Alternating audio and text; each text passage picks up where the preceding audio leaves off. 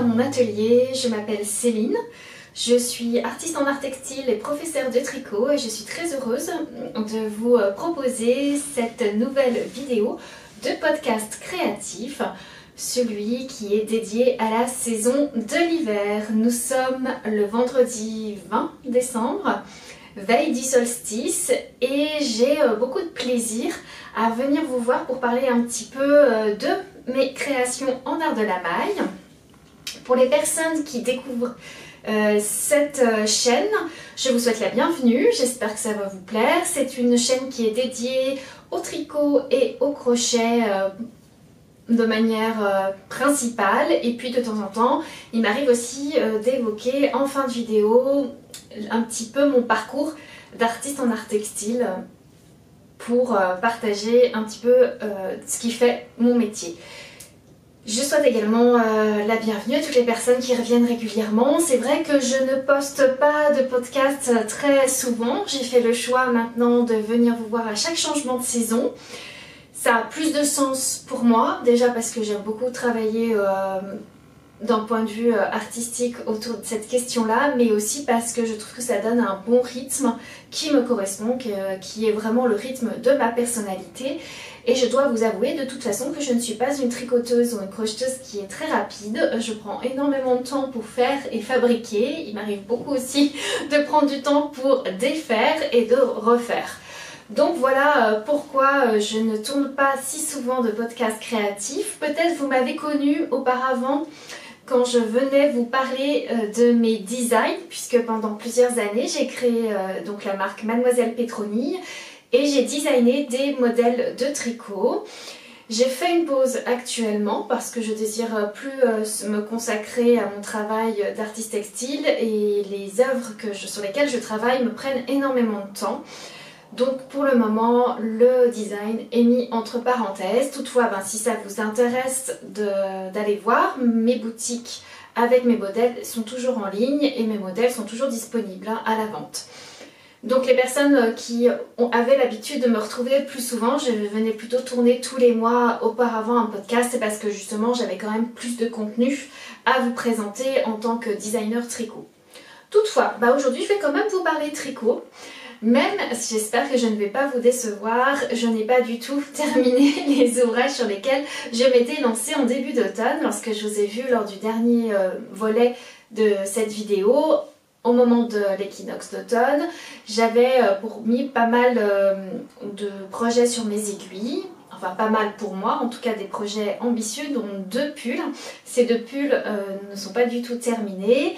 Il se trouve aussi que j'ai commencé une nouvelle paire de chaussettes et que je n'ai pas terminé, et qu'il y a une nouvelle paire de chaussettes qui est venue aussi également sur mes aiguilles, mais ça je vais vous en parler plus amplement dès maintenant. Alors, qu'y a-t-il dans mes sacs à projet en ce moment? Je vous parlais justement des chaussettes et je me dis que c'est mieux que je commence par là. J'ai en effet commencé une première paire de chaussettes, c'était tout fin octobre, début novembre. Voilà, c'était comme ça. J'ai en fait, pour tout vous avouer, déjà tricoté ces chaussettes. Je les avais tricotées, ce sont des laines de Le Zèbre Tricote, Lisa, qui elle aussi va faire une pause dans son activité de teinturière, elle a un très très beau projet professionnel qui se dessine pour elle en ce moment, donc elle va s'y consacrer pleinement. Elle va toujours rester dans le domaine des pieds. Voilà, je lui fais un clin d'œil si jamais elle regarde cette vidéo, puisqu'elle va travailler dans le monde de la chaussure, donc voilà, elle va pas trop s'éloigner, mais elle va quand même laisser ses chaudrons de teinture en pause pour l'instant. Et j'avais tricoté une paire de chaussettes dans ce kit là que j'avais acheté chez elle il y a un petit moment, c'était au printemps 2023, et j'avais fait le choix de monter 56 mailles. Or, la laine de Lisa est fine et je les tricote moi en 2.25. En aiguille 2.25, je tricote en Magic Loop, ce qui explique aussi beaucoup de choses, puisque quand je tricote en Magic Loop, je tricote plus serré que ma tension ordinaire.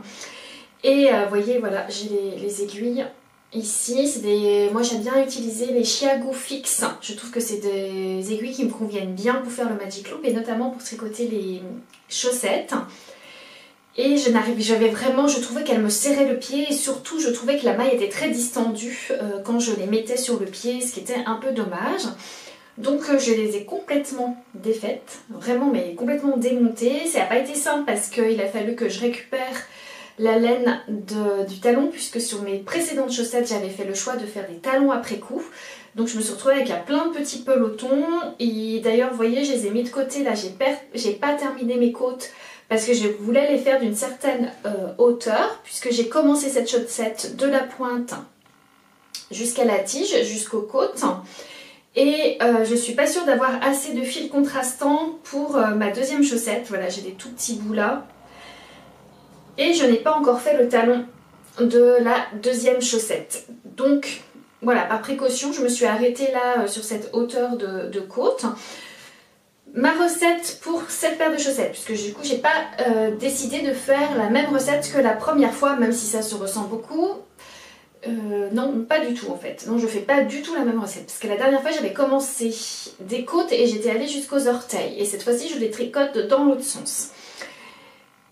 Avec le contrastant, donc j'ai monté la pointe. C'est une pointe plutôt arrondie cette fois-ci que j'ai faite. Ensuite, comme ce sont des lignes autorayantes, je les tricote en jersey, tout simplement, tout à l'endroit. Et cette fois-ci, j'ai mis en place, puisque j'avais découvert ce talon lors de ma dernière paire de chaussettes, dont je vous avais d'ailleurs parlé dans l'épisode précédent, j'ai utilisé la technique de la maille jumelle, des rangs raccourcis en maille jumelle. Je ne sais pas si vous allez voir ce que ça fait, qu'on appelle également en anglais Shadow Wrap Turn. Et j'avais suivi le tuto de Claude Tricot sur YouTube, je vous le conseille, il est très très bien fait. Et je trouve qu'en fait ce talon me convient bien, mieux en tout cas que le talon après coup, pour ma morphologie de pied. Donc j'ai décidé de le reprendre sur cette chaussette là. J'ai monté une tige qui est un tout petit peu plus petite que ma longueur de pied et j'ai décidé de faire par contre une hauteur de côte plus importante que ce que je fais d'habitude. D'habitude je fais 2,5 cm et je me suis rendu compte que ce n'était pas ce qui était le plus confortable pour moi. Là j'ai fait le choix de faire des côtes 1-1, mais j'ai fait des côtes 1-1 en partant à l'envers. C'est-à-dire que comme beaucoup d'entre nous, on préfère souvent le rendu de la côte 1-1 sur l'envers de son tricot. Donc j'ai fait un petit rang raccourci à un moment donné pour repartir dans l'autre sens, au début de, pardon pas à un moment donné en fait, au tout début de mon tour. Je suis repartie dans l'autre sens, ce qui me permet de tricoter ma chaussette un peu comme si j'étais sur l'envers et d'avoir le rendu de la côte 1-1 sur l'envers mais qui est visible tout de suite moi sur l'endroit de la chaussette. Voilà ma petite technique. Là, je les ai mis en attente les mailles parce que je vois ce que je vais devoir utiliser ou pas de ce petit peloton pour l'autre chaussette. Donc elles sont en attente. Celle-ci est presque terminée. Savoir si je vais faire juste le rabat ou si je rajoute quelques centimètres. Et là, vous voyez, j'ai même pas fini la longueur du pied. Il n'y a pas de gousset puisque je fais un talon à rang raccourci tout simple. Mais je crois que j'ai plus qu'une répétition de couleur de rayure à faire avant d'attaquer le talon. En fait, il n'y en a pas pour longtemps, mais j'ai pas du tout touché à ces chaussettes depuis 2 semaines. Parce que je me suis lancée dans une nouvelle paire, mais qui cette fois-ci est beaucoup plus urgente, puisqu'il s'agit d'un cadeau que je dois offrir pour Noël. Et je me rends compte que je ne l'ai pas pris avec moi, qu'il est resté dans mon salon. Donc je vais aller le chercher et je vous en parle de suite.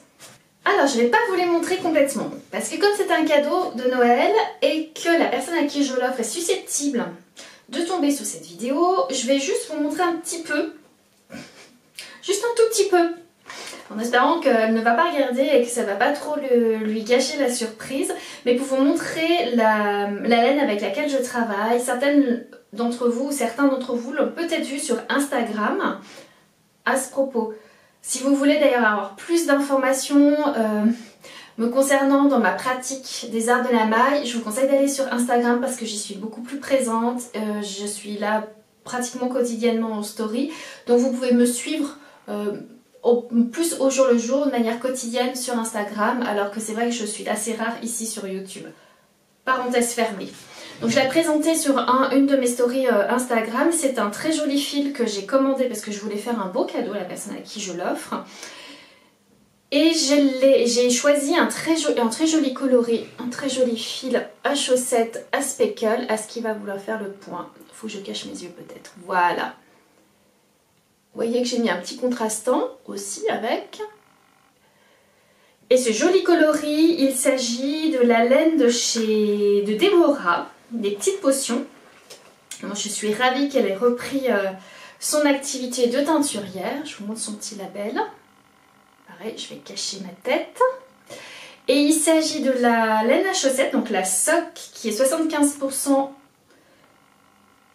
Merino Superwash, pardon, et qui est 25% nylon. Et il y a 425 mètres pour 100 grammes, donc c'est des chevaux qui sont pareils, généreux, donc la laine est assez fine. Ce qui explique aussi pourquoi, là aussi j'ai fait des choix au niveau de la taille. Le coloris c'est Earth Lullaby. Voilà, je vous mets de toute façon toutes les informations en description sous la vidéo. Ça vous permettra d'avoir les références, les liens. N'hésitez pas à jeter un œil pour avoir donc les informations si ce coloris ou la qualité du fil vous intéresse. C'est donc aussi un fil fin. Je les tricote également en 2.25 parce que moi je trouve que c'est ce qui donne le tissu le plus solide, surtout quand le fil est fin. Et là, je suis partie sur une très grande taille, puisque c'est une personne qui a un grand pied, qui fait une pointure assez importante.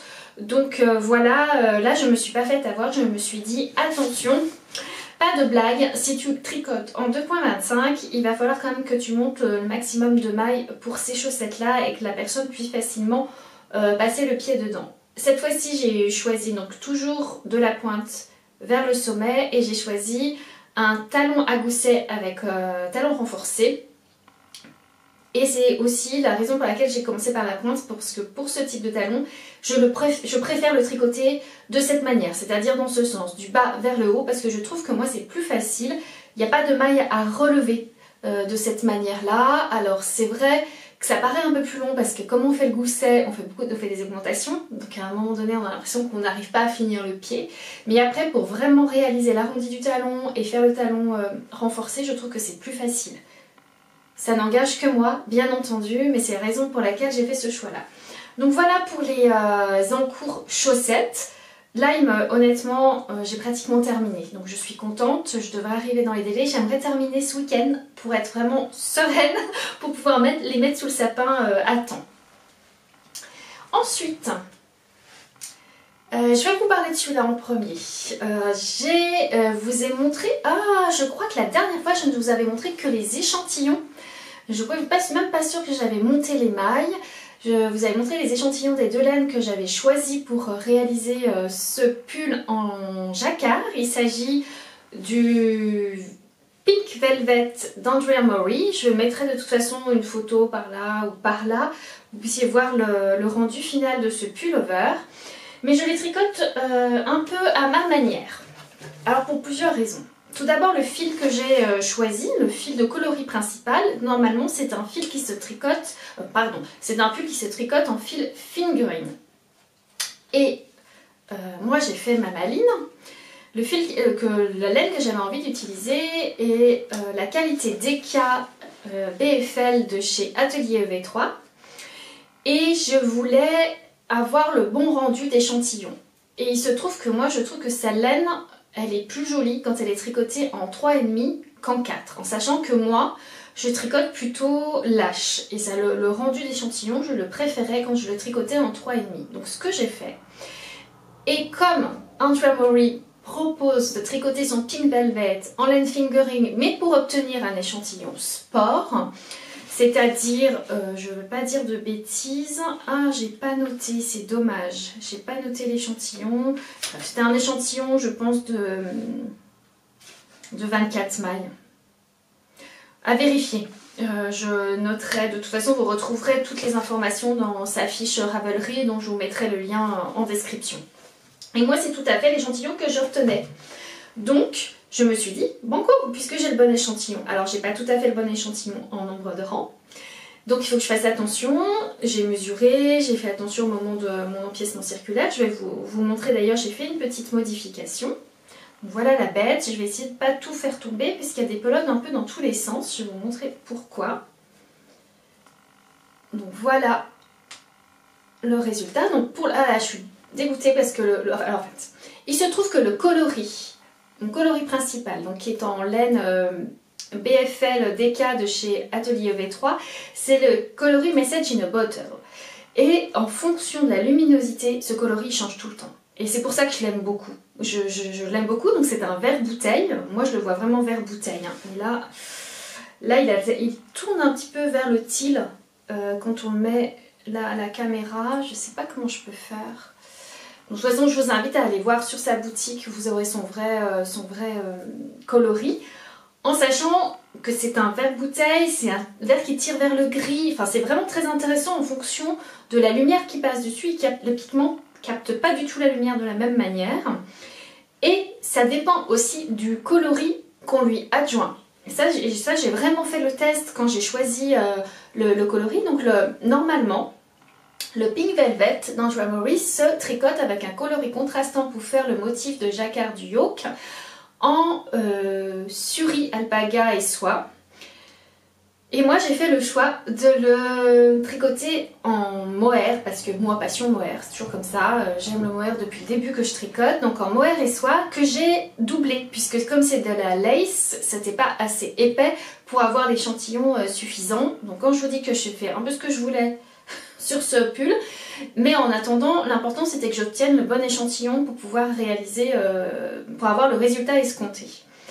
Et là, j'ai choisi un fil, donc je vais peut-être les étiquettes là des deux d'ailleurs, voilà. Atelier V3, son étiquette c'est celle-ci, mais vous connaissez sûrement.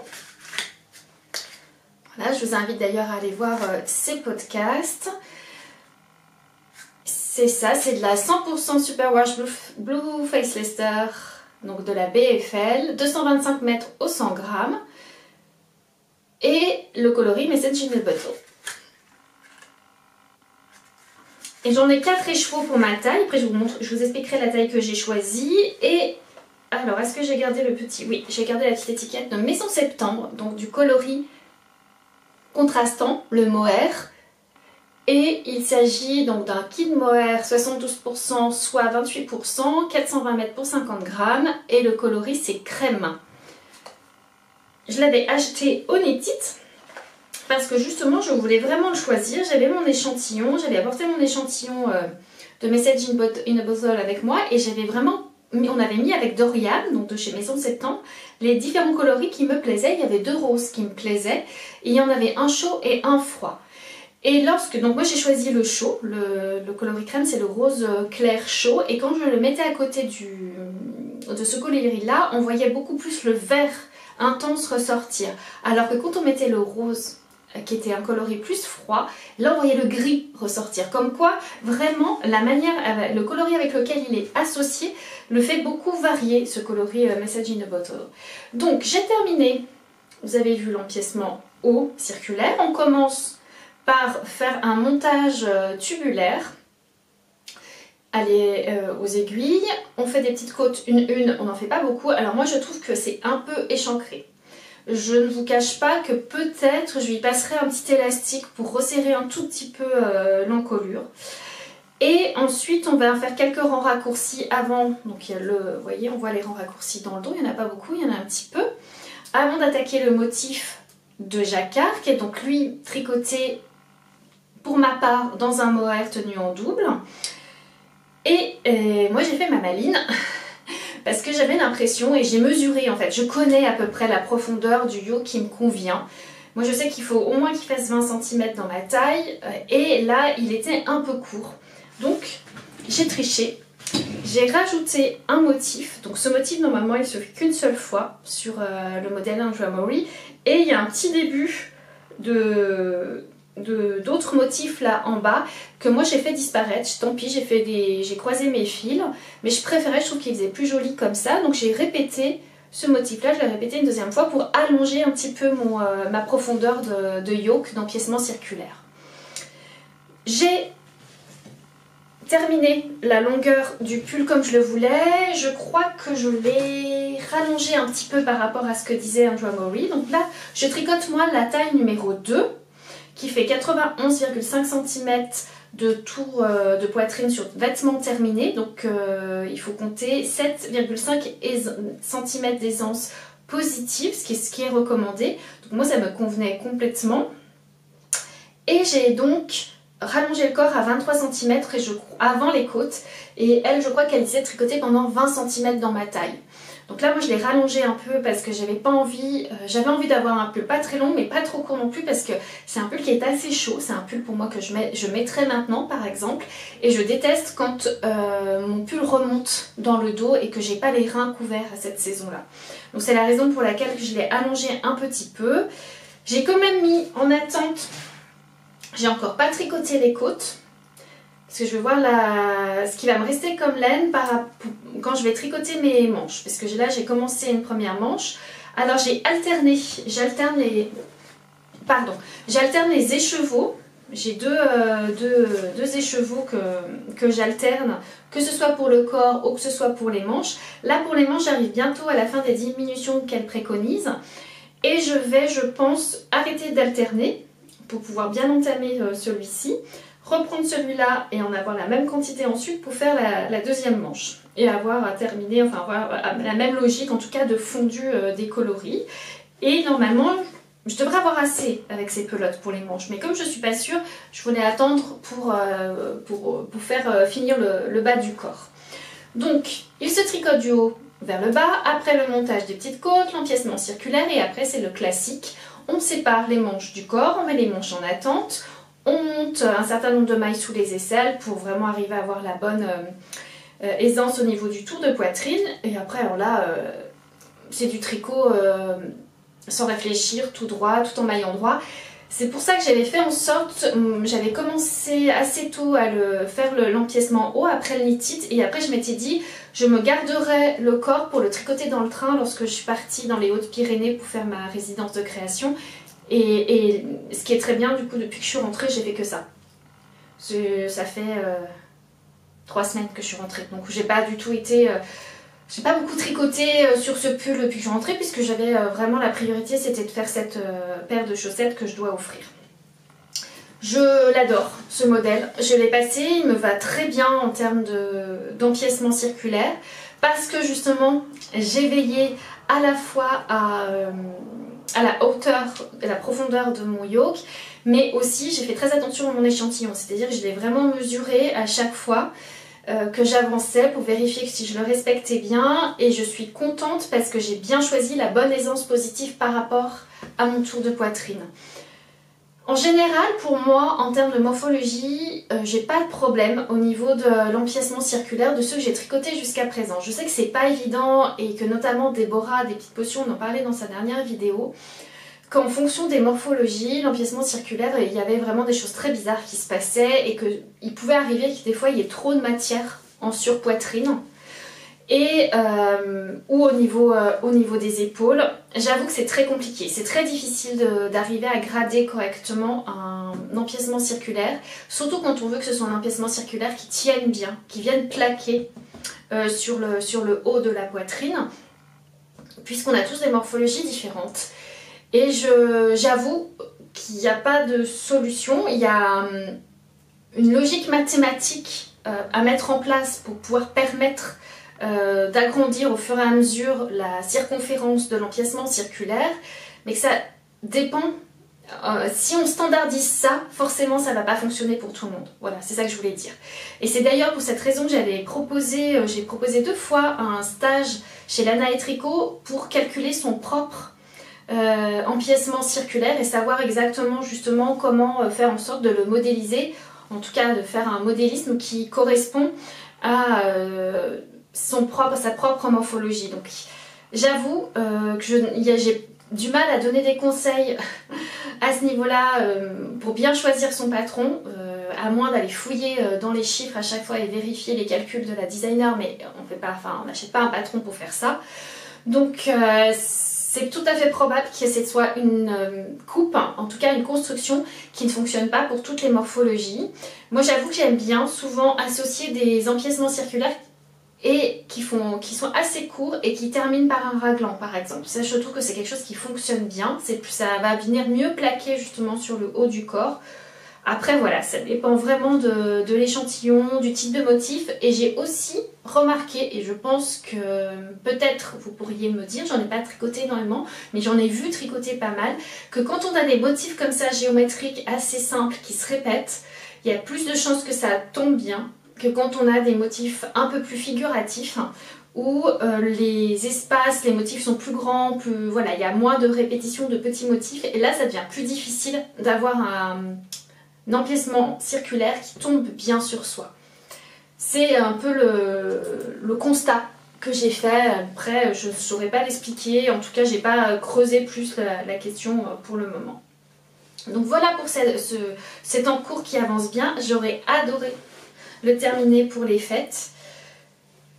Peut-être, qui sait, peut-être que comme je ne fais pas de réveillon de Noël, peut-être que ça pourrait être mon tricot de réveillon de Noël, pourquoi pas. Et ça me permettrait après de l'avoir pour le 25 décembre, pour en tout cas entre Noël et le jour de l'an. Après, c'était un objectif, mais l'important c'est que j'ai envie de le porter parce que je sais que c'est la saison pour le porter. Voilà pour le Pink Velvet. Je vais peut-être enchaîner maintenant sur le deuxième pull que j'ai mis en attente depuis un moment. Donc il a été actif beaucoup au début de l'automne. Et là j'avoue que depuis que j'ai attaqué le Pink Velvet, la paire de chaussettes, la deuxième paire de chaussettes, bah lui il est resté un petit peu... il a un peu resté au congélateur. Il s'agit, et je reprends mes notes parce que je ne veux pas dire de bêtises, puisque comme ça fait longtemps que je ne l'ai pas touché, du modèle Plumety. Oui c'est ça, Plumety de Julie Knits in Paris. Et c'est un pull un peu blues, tout en transparence. Et moi c'est ça, dès qu'elle l'avait sorti, hein, je vous l'avais expliqué lors du dernier épisode, j'ai craqué sur ce modèle-là, je le trouve très romantique, très beau. Et aussi, j'avais vu la réalisation de ma tricopine Gladys de Lanae, enfin de chez Lanae, que je retrouve chez Lanae, et qui l'avait fait dans un très beau coloris. Je crois que c'est pas dire de bêtises, c'était un beau bleu électrique et j'ai trouvé ça, mais je trouvais que à la fois l'aspect romantique et le choix de son coloris, ça faisait un contraste qui fonctionnait d'enfer. Elle l'avait fait un peu plus court aussi et je me suis dit mais voilà, là je veux moi aussi une version plus courte, je veux un effet un peu... Alors moi j'ai gardé, vous allez voir, j'ai gardé l'aspect romantique puisque j'ai choisi un coloris très pastel, mais parce que je sais quand est-ce que je veux le porter. Je veux plutôt le porter à la belle saison et compte tenu des pièces que j'ai dans ma garde-robe, il était plus logique que je parte sur un coloris clair, d'autant plus que je me connais et que je sais que de toute façon les coloris foncés, il va falloir que je me calme un peu, hein. Vous voyez là je porte du noir, c'est pas ce qui me met le plus en valeur, donc bon, peu importe. J'ai choisi donc un coloris pastel qui est ce très joli mauve, enfin comment on prépare, oui mauve clair. Voilà, j'ai l'impression de sortir une barbe à papa, hein. C'est incroyable ce modèle. Il est tricoté comme vous pouvez le voir du bas vers le haut cette fois-ci, puisqu'il s'agit d'un modèle en épaule tombante, en drop shoulder. Et il est entièrement réalisé dans un motif de dentelle Plumety. Je me cache, vous voyez la transparence, c'est assez incroyable. Et dans un seul fil de mohair. Sauf les côtes, le col et les petits bracelets de manches. Pareil, je vous mettrai une photo par ici. Et là, on a un fil fingering pour avoir le contraste justement. Là, on n'a pas du tout de transparence et on a un contraste de matière. Je crois que la dernière fois, je vous avais montré uniquement les petites côtes en sachant que je m'étais un petit peu lancée dans quelque chose de fantaisie au niveau des côtes qui n'a rien à voir avec ce qu'elle propose dans le patron, puisque j'avais tellement peur de vriller mon ouvrage au moment du montage que j'ai tricoté mes côtes à plat. Et en tricotant mes côtes à plat en semi-torse, je me suis rendu compte qu'il fallait pas, et que je m'étais trompée et qu'il fallait pas faire de la manière dont j'avais fait. Puisque quand on tricote en semi-torse en rond, On a un tour pardon, dont on fait les côtes torse sur l'endroit et on fait les mailles envers normalement. Alors que si on les fait en aller-retour, si j'avais été logique, il n'aurait pas fallu que je fasse les côtes torse uniquement sur mes mailles endroit, mais sur mes mailles endroit sur l'endroit et sur mes mailles envers sur l'envers. Et c'est pas du tout ce que j'ai fait. Moi j'ai fait des mailles torse que sur mes mailles endroit, ce qui me fait que j'ai pas du tout le même rendu de côte semi-torse. Donc ça me fait une petite côte fantaisie assez sympa, mais pas du tout la côte semi-torse classique. Qu'est-ce que j'ai noté en termes de modification? Puis après je vais vous parler des laines. Alors j'ai choisi la taille 2. Je ne suis pas sûre d'avoir fait le bon choix, mais c'est ce qui correspond à l'aisance recommandée et par rapport à mon tour de poitrine. Donc il y a un résultat de 120 cm sur vêtement terminé. Donc autant vous dire que c'est extra large comme blouse. Et non, à part l'histoire où j'ai monté mes côtes en aller-retour puis j'ai joint en rond seulement après, j'ai pas fait d'autres modifications. J'ai le bon échantillon en aiguille 5 mm pour la dentelle et les côtes je les tricote en 3,25. Le fil, j'ai opté pour de la fil Collana, la Tilia pour le mohair et je ne me rappelle plus du tout, mais si bien sûr la Arwetta pour la fingering, bien entendu. Voilà, donc la Arwetta pour tout ce qui va être côte et la Tilia pour ce qui concerne le mohair. C'est un mohair qui est très agréable, honnêtement il est très doux. C'est pas le plus beau mohair bien entendu que j'ai tricoté. J'ai eu tricoté des mohairs artisanaux de très très belle qualité ou des mohairs de... Par exemple le mohair que je tricote de chez Maison Septembre est bien plus belle qualité que celui-ci, je ne vais pas vous le cacher. Mais je trouve que c'est un très bon compromis pour avoir un ouvrage tout à fait accessible en termes de prix et surtout la gamme de couleurs est très riche.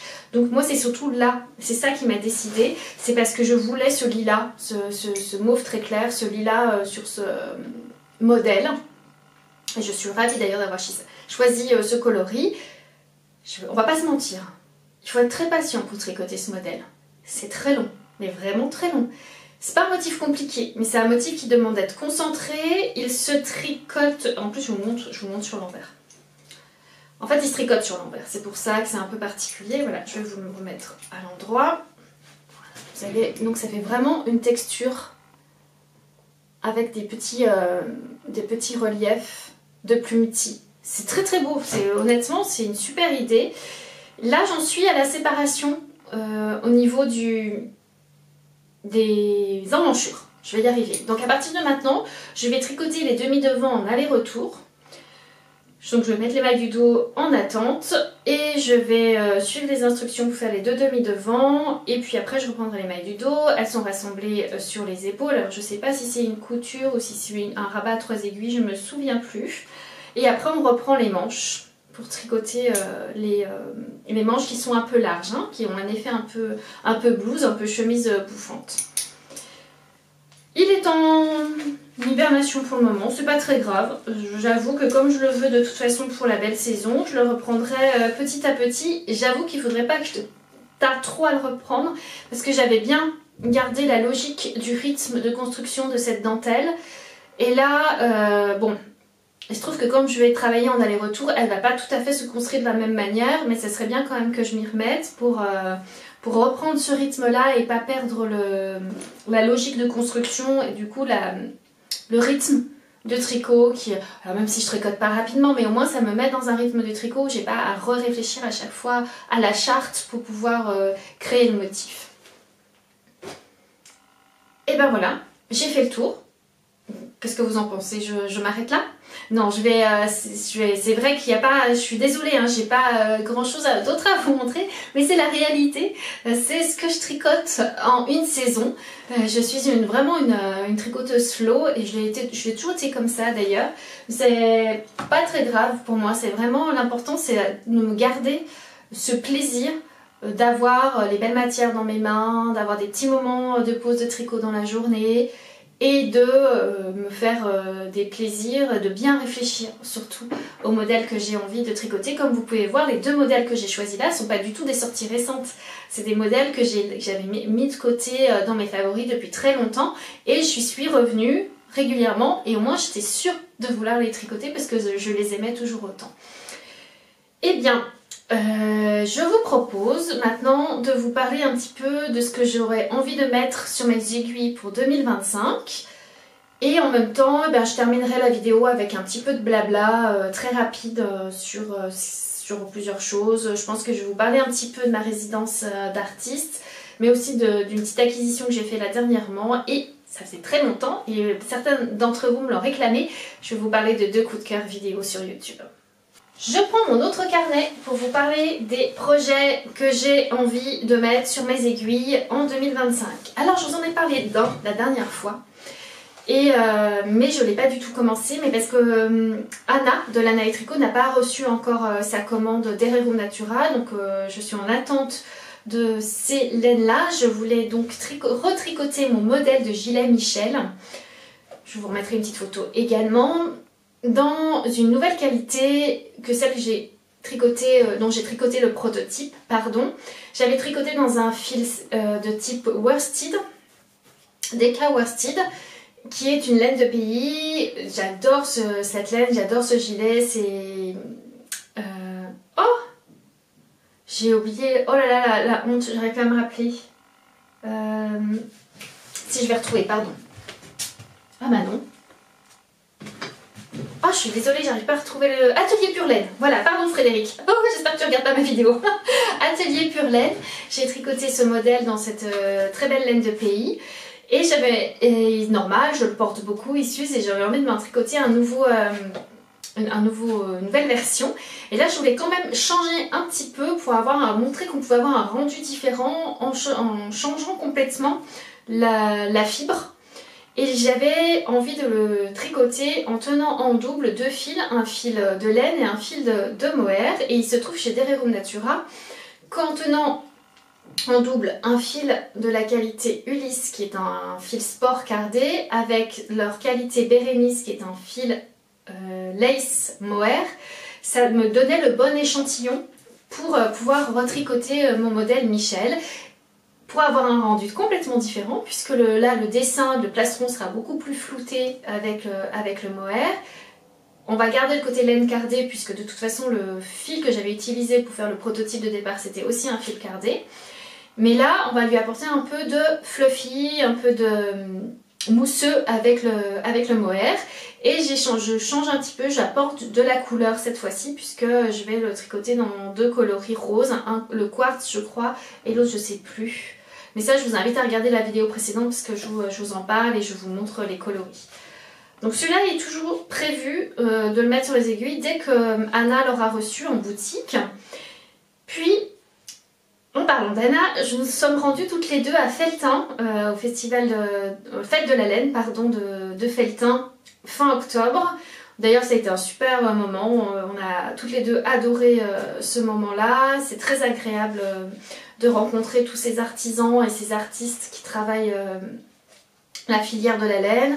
Je trouve notamment que c'est intéressant d'aller à Felletin pour ces raisons-là, c'est-à-dire que si vous voulez vraiment mesurer comment on fabrique de la laine en France, allez-y. Vraiment, c'est très intéressant puisqu'on voit des producteurs, des éleveurs, des personnes, des professionnels qui valorisent la filière, c'est-à-dire des gens qui se soucient de récolter les toisons et de faire tout le système pour les nettoyer, les faire filer, enfin voilà, tout ce travail-là.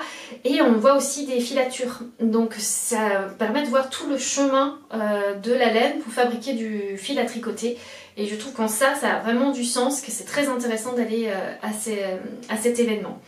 Et justement, nous sommes allés avec Anna visiter la filature de Rogna, qui est la filature Fonty, dans la Creuse. Et il y a un magasin d'usine, et dans le magasin d'usine, il y a un petit recoin dans lequel ils mettent des lots de laine en promo parce qu'elle présente certains défauts. Et moi, je suis tombée là-dessus. Peut-être allez-vous le reconnaître, ce fil. Alors, c'est pas la bonne couleur qui ressort à la lumière, là. Oh, ça y est, le soleil se couche, je n'arrive pas à voir les bonnes couleurs. C'est un fil cardé, puisqu'il a été filé à la filature de Rogna, que pour l'instant ils font que du fil cardé. C'est un Deka Worsted. Et si je vous dis que c'est une qualité qu'on retrouve aussi bien chez Fonty que chez Herero d'Herbarium Natura, vous allez deviner qu'il s'agit de la Gilliatt. Alors il n'y a pas du tout d'étiquette, hein. C'est moi qui l'ai deviné, avec Anna on l'a tout de suite deviné parce qu'on connaît bien cette qualité-là et qu'on a reconnu que c'était ça. Et j'ai pu prendre un lot de plusieurs pelotes pour tricoter un pull homme. Oui, parce que tout à l'heure je vous disais, mais oh, je vais arrêter avec les coloris foncés. Mais oui, je vais arrêter avec les coloris foncés, mais c'est pas pour moi. C'est pour mon homme, c'est pour mon amoureux. Je vais lui tricoter un pull. Jusqu'à présent, elle n'était pas du tout intéressée et je lui ai toujours tricoté des accessoires, bonnets, écharpes, chaussettes. Et le pull, ça faisait pas le chemin. Et quand il a... L'autre jour, je me plaignais d'en avoir trop plein les armoires de mes pulls tricotés. Il m'a dit, mais t'aimes toujours tricoter? Je lui ai dit, mais quelle question? Et il m'a dit, bah t'as qu'à tricoter un pull pour moi. Voilà, là j'ai cru que j'avais entendu une autre personne parler. Je dis, bah banco. On y va, mais je lui dis c'est toi qui achètes la laine. Donc il s'en est bien sorti, puisqu'il a une très belle laine avec une super offre promotionnelle. C'est le coloris tempête, hein, je pense, hein, qui va dire de bêtises, mais ça y ressemble sérieusement. Donc il n'y a pas d'étiquette, mais connaissant les laines de chez Herbarium Natura, je pense que c'est ça. Donc quand on parle de défaut, voilà, c'est vraiment... c'est rien du tout, quoi. Pour l'instant, en tout cas, j'ai pas vu d'énormes défauts sur les pelotes. Et donc je vais lui tricoter un pull sur mesure à monsieur. Et je vais sûrement faire un pull raglan à colure ronde, parce que c'est ce qu'il m'a demandé. Alors si je dois l'écouter, il faudrait que je tricote tout en jersey. Dans ce coloris-là. Mais moi je vais me pendre avec en fait. C'est pas possible. Non, j'ai besoin d'un peu de choses sympas. Donc je vais essayer d'échantillonner là. Mon objectif, c'est pour le nouvel an d'arriver à échantillonner des points. Assez simples, une petite texture qui va pas froisser monsieur, que ce soit parce que monsieur veut du classique. Mais moi j'avais envie d'apporter voilà, un petit peu de texture quand même à cet ouvrage-là. Et c'est un peu challengeant, surtout quand on calcule en raglant. Ce sera intéressant pour moi de mettre en place une petite texture. Donc voilà, un autre de mes projets qui va monter sur mes aiguilles pour 2025. Et dernière chose dont j'ai très envie, mais que j'ai là depuis tellement longtemps, Déborah, si jamais tu regardes cette vidéo, tu vas penser à moi, puisque vous voyez, ce sont les anciens labels en fait de Barbara, des petites potions. Il s'agit de sa qualité neige, qu'elle ne fait plus pour le moment. Peut-être elle la fera revenir plus tard dans sa boutique, qui est une déca un peu épaisse aussi, hein, qui tire un peu sur l'échantillon worsted, qui est non superwash et qui est 50% alpaca, 50% laine. Non mais j'adore cette qualité, j'adore ce mélange de fils quand c'est moitié-moitié, moitié alpaga, moitié laine. Alors j'ai pas dit moitié alpaga, moitié mérinos, j'ai bien dit laine. Donc là ça c'est, je ne sais pas, peut-être elle saurait me dire quel type de laine c'est, mais c'est pas, c'est très doux du fait qu'il y ait de l'alpaga, mais on sent qu'il y a quand même le crunchy de la laine et qu'il n'y a pas non plus trop d'élasticité dans la laine. Ce coloris est le coloris Coralaya, donc qui est un très très beau corail. Vous voyez, là, moi je préfère en fait. Hein. Je ne sais pas ce que vous en pensez, c'est des coloris qui vont me donner un peu de réconfort, surtout à cette période-là. Et j'en ai assez, j'ai 6 écheveaux. Au début, je pensais me faire une tunique, mais en vrai, j'ai besoin depuis longtemps d'un gilet veste un peu long. Donc j'ai pensé à ce modèle-là, qui est le modèle Oversize Season de Ozetta, puisque je voulais un gilet veste long col V en côte. Voilà, donc je vais tenter ce design-là dans ces très jolies laines de chez Les Petites Potions.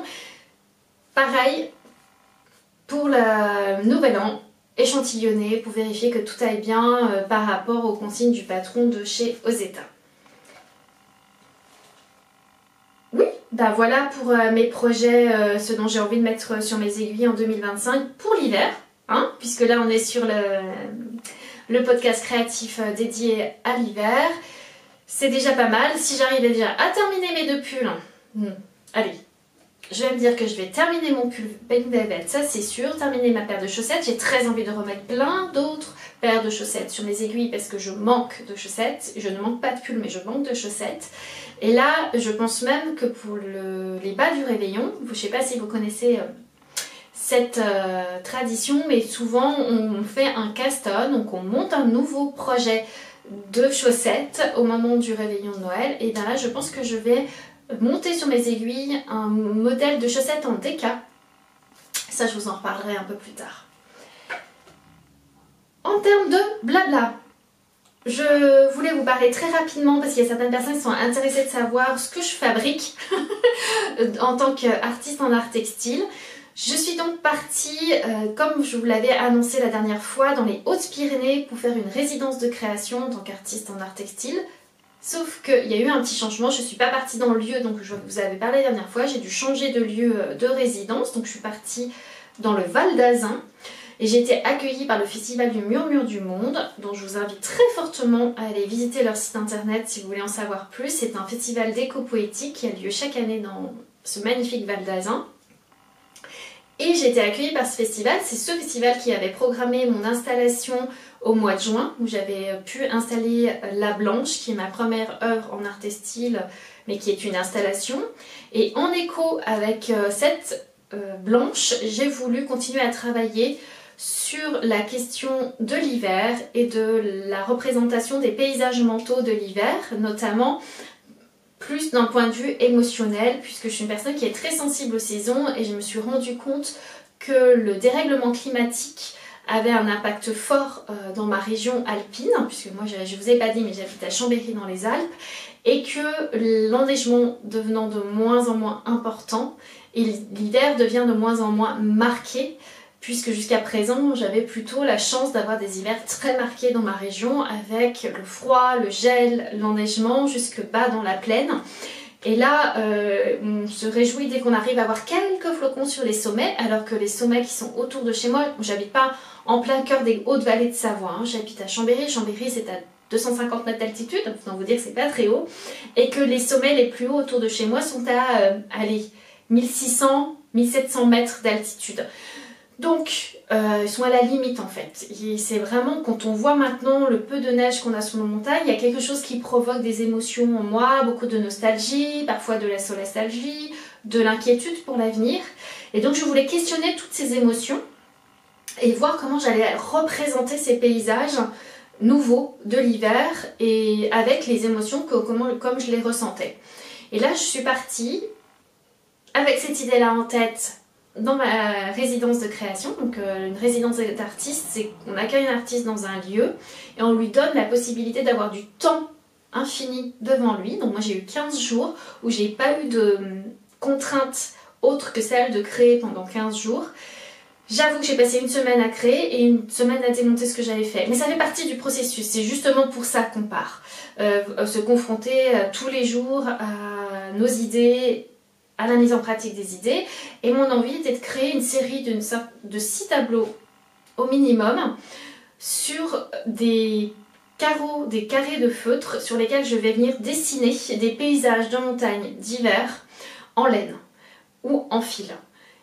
Avec 2 techniques, le feutrage à non, 3 techniques, pardon. Le feutrage à l'aiguille, la broderie et les appliqués de tricot et de crochet sur les tableaux. Je vous mettrai en fin de vidéo, en guise de générique de fin, quelques images de ce travail-là. Ça vous donnera une petite idée. C'est un début de travail. J'espère pouvoir bien avancer puisque je vais avoir une deuxième période de résidence de création au mois de février au même endroit. Et j'aimerais commencer à présenter mon travail lors de cette fin de résidence. Donc voilà un petit peu pour mes actus d'artiste. Sinon, je voulais vous montrer, je viens de recevoir aujourd'hui, oh là là, mais je suis tellement contente, un sac à projet que j'ai commandé auprès de Coraline. Coraline, c'est une tricopine que j'avais eu la chance de rencontrer chez Lanae Tricot. Donc c'est Lumana Atelier. Je vous montre sa petite carte de remerciement. J'ai peut-être sa carte de visite, vous verrez mieux ses coordonnées. Voilà, Coraline. Vous pouvez la retrouver sur les internets. Et elle fabrique plusieurs petites choses autour, de belles choses autour du tricot, et notamment ces très beaux sacs à projet. Donc moi c'est un modèle moyen que j'ai pris. C'est sur mesure, c'est-à-dire qu'on choisit les tissus. Enfin, on choisit le tissu imprimé et elle, après, elle nous propose une série. Donc, le tissu imprimé que j'avais choisi, c'est ce magnifique tissu qui fait très automne.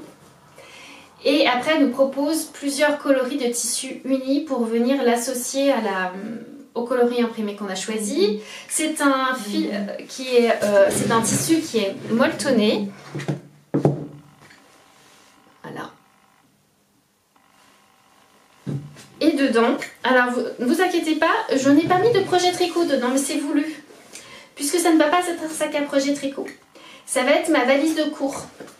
Parce que j'en avais marre, je me promenais toujours avec 36 000 pochettes quand je vais donner mes cours de tricot ou de crochet et je n'arrive jamais à avoir tout ce qu'il me faut à l'intérieur. Et là, comme il y a vraiment beaucoup de poches à l'intérieur, des poches en plus qui se ferment avec des petites pressions, il y a des poches pour mettre des stylos, des poches pour mettre des aiguilles. Moi j'ai mis mes crochets puisque dedans je mets du coup ma pochette à aiguilles en entier. Je mets mes petits accessoires, mes feutres, je ne veux pas vous mentir, je mets même mon terminal de paiement dedans. Donc il faut vraiment que j'ai tout ce qu'il me faut à l'intérieur pour pouvoir donner mes cours. Voilà, j'ai même mis, vous voyez, mes stylos sur l'extérieur. J'ai une autre pochette où j'ai mis mon mètre ruban. J'ai aussi mes petits ciseaux. Vous voyez, tout est accessible. C'est ce que je voulais en fait. Je voulais vraiment avoir comme une valise de cours accessible, mais elle est tellement belle, elle se pose en plus comme ça. Si vous la voulez en simple sac, enfin si vous l'utilisez pour pour la raison de départ, hein, qui est un sac à projet, et bien ça fonctionne très bien parce qu'en plus comme il est tout molletonné, il est bien renforcé et il tient bien en place. Il est vraiment grand pour là vous pouvez mettre un projet pull dedans sans problème. Il y a même un petit dedans, il y a une petite accroche pour mettre un mousqueton avec des anneaux marqueurs et cette petite coquine de Coraline. Merci Coraline, hein, si tu regardes cette vidéo, elle m'a offert des petits anneaux marqueurs en bois, je crois que c'est elle qui les fabrique, je ne vais pas dire de bêtises. Voilà, des jolis petits moutons et des petits flocons. Je trouve magnifique, je vais essayer de me rapprocher encore une fois, voilà. Et donc on peut les accrocher à l'intérieur du sac, donc deux grandes cordelettes pour bien fermer. Elle a mis des petites sangles en cuir qui se snappent comme ça avec des pressions. Donc je pense que ça doit avoir une utilité. Si jamais tu peux me dire Coraline. Et il y a une petite sangle pour si on veut le tenir par le poignet, bien entendu. Donc je suis très très contente. C'est vraiment très beau. Les tissus sont magnifiques. C'est très bien réalisé. Et je vais pouvoir frimer en tant que professeur de tricot auprès de mes élèves parce que je les trouve vraiment magnifiques. Et elle nous met également en petits cadeaux, il y a plein de petits cadeaux dans les colis, dans son colis à Coraline, mais j'ai trouvé ça super. Donc c'est un petit coussin molletonné dans lequel elle a mis dedans une petite perle en bois et sur lequel on peut venir y déposer des huiles essentielles. Elle y a mis des huiles essentielles de lavande pour poser dans ses laines pour faire fuir nos ennemis les mites. Voilà, je vais essayer de terminer parce que là je suis en train de devenir bleue avec cet éclairage de solstice d'hiver forcément. Le soleil est pratiquement en train de se cacher derrière les montagnes. Pour vous donner donc le nom de deux chaînes de YouTube, pardon, qui sont mes coups de cœur de cet automne dernier. Tout d'abord, c'est la chaîne de Rebecca Colère. Je pense que vous devez la connaître puisqu'elle tourne pas mal sur les recommandations YouTube. En fait, j'adore ce personnage, j'adore Rebecca. Elle est pétillante, originale, intelligente. Elle propose d'aborder le tricot de manière beaucoup plus fun peut-être que ce qu'on a l'habitude de voir. Et bon alors pardon, je vous ai pas dit, elle est québécoise. Jusqu'à présent, elle habite à Montréal, là, elle vient de déménager dans les... alors je sais pas dans quelle région du Québec, mais elle a déménagé en campagne. Et j'aime beaucoup la diversité des vidéos qu'elle propose. C'est pas du tout des podcasts classiques. Elle propose aussi des tutoriels. Notamment, elle propose une vidéo tutoriel pour tricoter des chaussettes en déca. Et c'est ce tutoriel-là que je vais suivre pour faire les chaussettes du réveillon de Noël. Elle fait aussi des virées dans les friperies. C'est super intéressant. Donc, elle montre un petit peu sa manière de s'habiller. Bien sûr, elle a un look qui est très contemporain, c'est pas du tout ma génération, mais j'apprécie beaucoup son approche et sa façon de voir les choses dans sa manière de s'habiller. Et notamment, elle fait aussi elle achète sa laine en friperie. Et ça, c'est très intéressant aussi l'approche qu'elle a par rapport à ça. Parce qu'elle fait avec ce qu'elle trouve en friperie. Et ça, c'est voilà, c'est une autre démarche qui permet peut-être plus de créativité au niveau du tricot.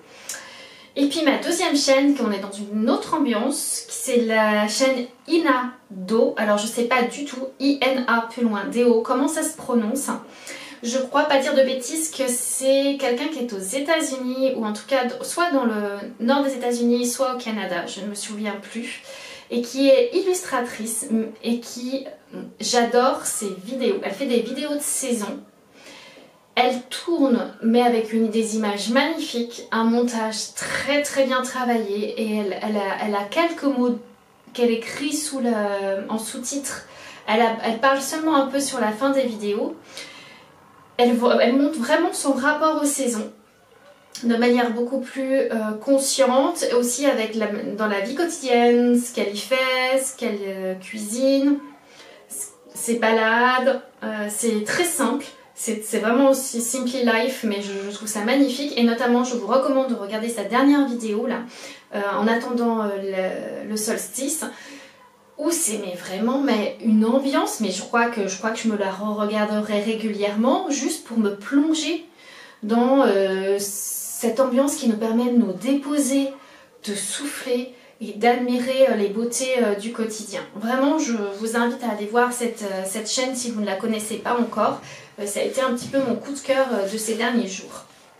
J'en arrive au bout, ça y est, j'ai terminé de tourner cette vidéo. J'espère que ça vous a plu, que ça ne vous a pas découragé d'aller jusqu'au bout. N'hésitez pas, bien entendu, à me laisser des commentaires ou vos questions en commentaire. Pardon, nous avons été coupés, je suis vraiment trop longue. Je disais donc que vous pouvez laisser vos questions ou vos commentaires, bien entendu, sous la vidéo. Je vous lirai dès que possible et vous répondrai dans la mesure de mon emploi du temps. Je vous invite aussi à vous abonner si ça vous a plu, si c'est la première fois que vous êtes venu ici, ou à laisser un petit pouce en l'air si vous n'avez pas le temps de laisser de commentaires. Bien entendu, je vous souhaite une très belle fin d'année, des très belles fêtes du solstice d'hiver, et surtout, profitez pleinement de cette saison qui est une saison plus introvertie. Sortez aussi quand même prendre la lumière du soleil d'hiver qui fait beaucoup de bien. Et prenez soin de vous autant que possible. N'oubliez pas que créer, se mettre dans le processus créatif, c'est quelque chose qui fait énormément de bien et qui peut parfois même réparer certaines blessures. J'aime dire que les points que nous faisons, que ce soit au tricot, au crochet, en broderie, en couture, sont des points qui viennent suturer, ou en tout cas qui viennent aider à guérir si on en ressent le besoin. Je vous embrasse très fort, très bel hiver, et je vous donne rendez-vous à l'équinoxe du printemps. Merci d'avoir regardé jusqu'au bout.